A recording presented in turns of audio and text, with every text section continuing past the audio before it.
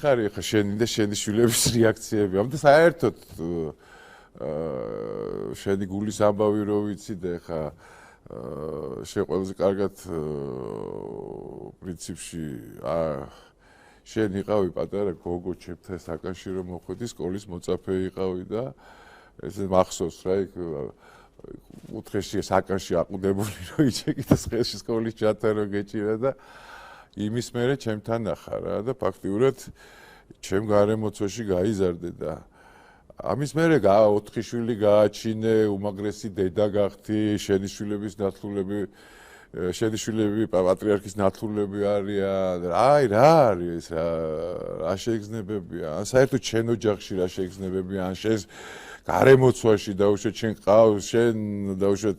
კომუნიკაბელური ხარ ყველასთან და არავისთან არ ძაბა ურთიერთობას, დაუშვათ რა აზრიც არ უნდა კონდეს ადამიანს, მაგრამ აი ამ კონკრეტულ მოცემულობას როგორ უყურებ რა დღეს საქართველოში ხდება? გია, აი გუშინ მეც ვიყავი ხალხის მდინარეების ნაწილის, როდესაც გამოაცხადეს, აი ძალიან მოულოდნელად დაიგეგმა, რომ პატრიარქის ნათლულების მსვლელობა გავმართოთ და აი მართლა არ ვიცი, როგორ შეიძლება ესე ერთ საათში, ესეც საცობებში, სამუშაო დღეს ამდენი ბავშვი შეიკრიბოს 8 საათზე. როცა ზოგს ეძინებას, აი ხა მე ჩემი 1 წლის ბავშვიც ვიყავდა და 9 წლისაც, ანუ 4-ვესთან ერთად ვიყავი და მიუხედავად იმისა, რომ აი მხრებით ვატარეთ, იმიტომ რომ იქ ისეთი ჭეჭყვა იყო მართლა სრული ამ სიტყვის მნიშვნელობა, აი ნემს ვერ ჩააგდებთ. ის კი არა რომ ხალხი შილიფად დგას და ესე არის. აი ნემს ვერ ჩააგდებ. ისეთი მდინარეები მიდის ხალხისთან, ну რა თქმა უნდა ბავშვი ეტლით ვერ ავიყვანეთ და ხელში გვეჭირა და ისე მიყო და რაღაცა ხან დაიღალა, ხან თქვენ მოჩამოსვლა უნდა ამდენ ხელში პატარას 1 წელი. როდის იყავი გუშინ? გუშინ. რამდენი ხანი მოანდომე მთლიანად აი ამ ყველაფერს და მისვლიდან ასვლამდე და მე გამიმართლა და რაღაცნაირად და ისე შევედი, რომ სადღაც ალბათ 3-4 საათში ავედი, მაგრამ ჩემს მერე ვინც მივიდა სადღაც 10-11-ზე დილიშვიდე წავიდა სახში გია, იმიტომ რომ მდინარეები ხალხის იმატებდა და იმატებდა სამუშაო დღე როცა რთულია, სამუშაო დროს მისვლა, სამუშაოები მოსჩა და ეტყობა ხალხი მერე მივიდა და ხალხი დღეს დილით წერდა რომ 7-ზე 8-ზე მოვედი სახში და ესეთი ბედნიერები არასდროს არ ყოფილვართ, იმიტომ რომ ამდენი ხალხი ესეთი ერთსულოვნება და ამდენ ხნიანი რიგში დგომა იმაზე ფიქრით რომ აი ჩვენ სულიერ მამას ვემშვიდობებით და არაფერი სხვა არ გვაწუხებს აი ჩემი შვილები ახლა ფეხბურთიან პირდაპირ წამოვიყვანე ბიჭები და 2 საათი იქ ვარჯიშეს მანამდე სკოლაში იყვნენ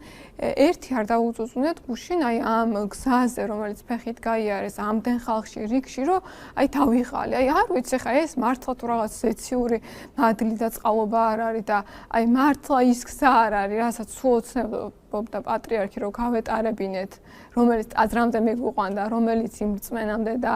იმ აღთქმულ მიწამდე მიგვიყვანდა, რასაც დღეს ჩვენი საქართველო ქვია, რომელიც პატრიარქმა ესე აგურ აშენა მართლა რა დროს აშენა და როგორი რწმენა გააღვივა ჩვენში. აი არ ვიცი, ალბათ რა შეგვაძლებინებდა ამას, არ ვიცი, ამდენ ხალხს, ამდენ ადამიანს, აი ვის უნდა ეთქვა ხო, რომ ეს გაგვეკეთებინა.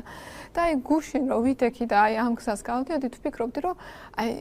ნეტა ცალითვალით ხედავთ ეს ახლა აი ამ ერთსულ საქართველოს რომელზეც სულ ოცნებობდა თქო და შენ თქვი რომ ერთსულოვნება მისი საყვარელი სიტყვა მე ერთსულოვნების ტელევიზიაში ვცვარ და აი ძალიან ბედნიერი ვარ ოთარ ჭილაძის დაბადების დღე ახსენე და ჩემს გადაცემას 3 წლიდან იწყება ქვია მისი დღიურის ჩანაწერების სათაური რომელიც ოჯახს ვთხოვე რომ მოეცა უფლება და ოჯახმა მაშინვე თანხმობა გამიწყდა იმიტომ რომ ისე უყვარდა ოთარს პატრიარქიო და თქვენი ტელევიზია როგორ უარს როგორ ვეტყვა და აი მგონია რომ შემთხვევით ცხოვრებაში არაფერი არ ხდება. ყველაფერი ერთმანეთთან არის დაკავშირებული და მიუხედავად იმისა რომ ამ ტელევიზიაში ვმუშაობთ, მიუხედავად იმისა რომ ყველა მიმართვა ჩვენი ტელევიზიის ჩაწერილია ბოლო დროინდელი ვთქვათ ეს მილოცვების საშობაო თუ საახალწლო აი ვერც ერთხელ ვერ გავბედეკია რომ შემეწუხებინა უწმინდესი აი კორონას მერე მდგომარეობაში და ან ავსულიყავი ან შეხვედრა აი ვერც ერთხელ ვერ გავბედი აი ეს თუმარეთ ჩემთვის ჩუმად აი რო ახსენე ხარ რომ კოვიდის მერე აღარ შევხვედრილა რომ აი რაღაც ეგეთი ისეთი მოწიწება მქონდა რომ აი რო ვიცოდი რომ იყო და ჩვენთვის იყო და ჩვენზე ლოცულობდა აი ეგეც საკმარისი იყო იმიტომ რომ რაღაცნაირად ბოლო დროს წავიკითხე რომ აი რჩეულებს ხვდებოდა თუ რაღაც ვისაც უნდოდა ყველას ხვდებოდა ვისაც სურვილი ჰქონდა ბოლო დროს იყო მისი ჯანმრთელობის მდგომარეობის გამო უბრალოდ რომ ვერ ახერხებდა შეხვედრას თორე ვინც მოისურვებდა ყველას იყო პატრიარქი ასეთი საყოველთაო პატრიარქი რომ ასე ყველას გულებში ყოფილიყო ეხლა ჩემს შვილებს ნიკუშა სულ მთხოვდა ხოლმე რომ წამიყვანე პატრიარქთან ჩემს ნათლიასთან გამაცანიო და მე მახსოვს კლინიკაში რომ გადაიყვანეს ცრემლები მომადგა უნებლიეთ და ისე რომ ვერ დავმა სულ ცდილობ ხოლმე რომ ზედმეტი ემოციები ბავშვთან არ მქონდეს მაგრამ ნუ ვერ დავმალე და რა ხდება ნიკუშამ რომ მკითხა მეთქი ეს აი შენი ნათლია ცუდად არის და სამონტყოფოში გადაიყვანეს თქო და მაშინ მივიდა ხატებთან და ღმერთო მე უთხოვეო რომ გამოჯამრთელდესო ხო და დღეს საუბრობდით კიდე ზუსტად ამაზე ერთ-ერთმა ტელევიზიამ კიდევ გააკეთა ნათლულებზე სიუჟეტი და ამბობდა რომ მიუხედავ მე ძალიან მიყვარსო ჩემი ნათლიაო მიუხედავად იმისა რომ ვერ შევხვდიო ვიცი რომ ის თუ ჩვენზე ფიქრობდაო და აი ეს ძალა იმდენ რაღაცაში მიგუძნია რომ პატრიარქი სულ ხოლოცულობდა თავის ნათულებისთვის და წარმოვიდგინე კი რამხელა მადლი ტრიალებს ჩვენს ქვეყანაში ეს უწყვეტი ლოცვა რასაც მომავლის გამო აღავლენ და უწმინდესი 50000-ზე მეტი ნათლული ამ ნათლულებს ხო დაძმები ყავთ ახლა ჩემს ოჯახში 2 ნათლული მყავს და 2 მათი დაძმა ეს მადლი ხო ამათზეც გადადის მათი შვილები რო იქნებიან მათი შვილიშვილები მთელი ქვეყანა პატრიარქის უწმინდესის ნათლულები მათი შვილები შვილიშვილები იქნებიან